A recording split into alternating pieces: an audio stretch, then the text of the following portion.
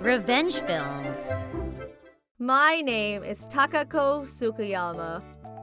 OMG, Takako, your sister! What? It was 1 month before my older sister, Reika's wedding, that we received a call that she was in an accident. Her fiancé was driving when they got into an accident. How did he cause the accident? Hey, it's dangerous! Please stop the car, then go on the phone! We're gonna get in an accident! Please stop the car! Seems like the fiancé didn't listen to her and continued to talk to his friend on the phone. He was so into the conversation that he didn't see the stoplight and saw there was someone trying to cross the street and turn the wheel. Oh my god! Oh my god! The car swerved and hit a light pole.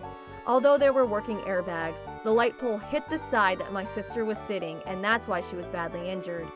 There my sister was, laying hopelessly in the hospital bed as if straight out of a movie. My parents rushed over after getting a call, and after getting there, my mother could not handle it and fainted while my father quietly cried. The fiancé had broken his arm and had a few cuts, but it was nothing compared to what my sister had. The doctor said, Unfortunately, she might have to live the rest of her life in a wheelchair. He said that her spinal cord had been injured, therefore the bottom half of her body will not be able to recover. After a while, my sister woke up and spoke to us about what happened, and then the fiancé comes in. In the movies, it's actually like, I will take full responsibility and take care of you forever. But that is not how the fiancé reacted at all. I don't think I can take care of you now that you're a disabled person. Also, wouldn't you feel bad if I married you out of pity?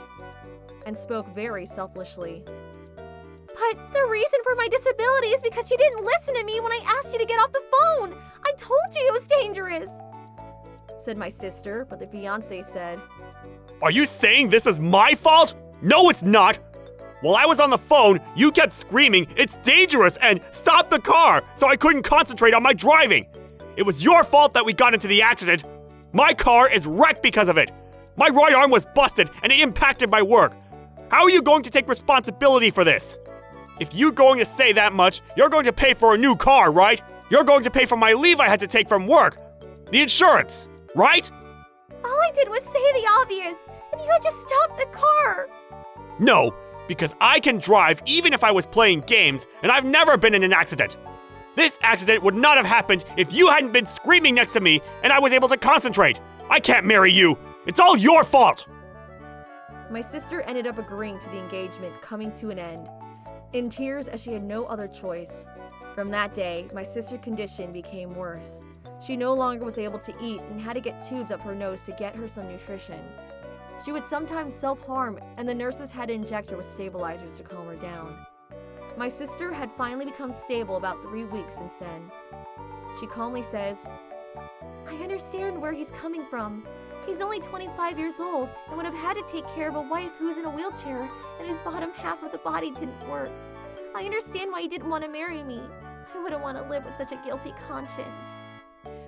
We are forcefully tried to get over the situation, but the fiancé's parents rushed over in the hospital with a menacing look on their faces and screamed furiously at my sister and her family. They want us to pay for all the cancellation fees of the wedding. What do you mean? My daughter wanted to marry your son, but he was the one who said he didn't want to go through with the marriage, my mother said, protecting my sister who was still unstable. You guys are the one who did such a thing for the marriage to even be put off. Becoming disabled right before the wedding is a marriage scam, he said forcefully. Marriage scam? My mother, who was talking back to him, could not handle such a harsh word. She eventually ended up crying, and it was in that moment. Kenna. My father had been quiet up until then, but it was as if a fuse had blown, and he said, We were keeping our mouths shut, letting you say whatever in hell you wanted to say. Whose fault do you think it is that our daughter is in this state? Screamed my father at the fiancé's parents. My daughter's fault? My daughter is the victim here! Listen to me carefully. We will make sure you feel the same. Watch out! And since he said that, the fiancé's mother said, Intimidation! That's a threat! She said as she called the police, which escalated to them immediately showed up at the hospital. My father was being restless, so he was taken by the police along with the fiancé's parents. After the police heard that although he did raise his voice, he did not raise a hand to the parents and that no one was hurt, he was released. Since the police got involved, the employers found out, but it was the fiancé's side who got cornered. Apparently, they told him things like he got into an accident with his fiancée and tried to invoice her money, and it all got too much with his friends and colleagues saying this. His relatives wanted to cut him off because he brought shame to the family. He was able to prevent that from happening by profusely apologizing to them over and over again. However, after that, he was never really invited to family gatherings and such, so he was basically like he was cut off. Also, due to the accidents, his license was suspended and was hit with a hefty fine. The police had contacted his employer and told him the truth, which was different from the story he had told the company, and was immediately fired. With all this came the ex-fiancé's family holding a grudge against us, and things happened for about 6 months after, twice ending with the police getting involved. After all that was over and done with, we were able to somewhat live a happy and peaceful life. About 5 years after, my sister randomly got a text from her ex-fiancé. "What is this?" My sister looked dumbfounded, staring at the text. "What happened?" "Look at this!" So I take a look and there it was, a pathetic message. Hey, it's been a while. You didn't contact me, but seems like you're doing much better. So yeah, the reason I contacted you is because I think there's a misunderstanding on your end. We may have ended the engagement, but that doesn't mean we aren't girlfriend and boyfriend, right?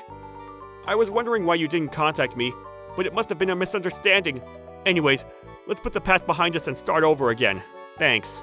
As I read it, I didn't even feel angry. I just felt sick. My sister actually had a couple surgeries and struggled, but did her best in rehabilitation, which resulted in her being able to walk with a walking stick, only for a short distance though. She's also working again and is actually earning a good salary.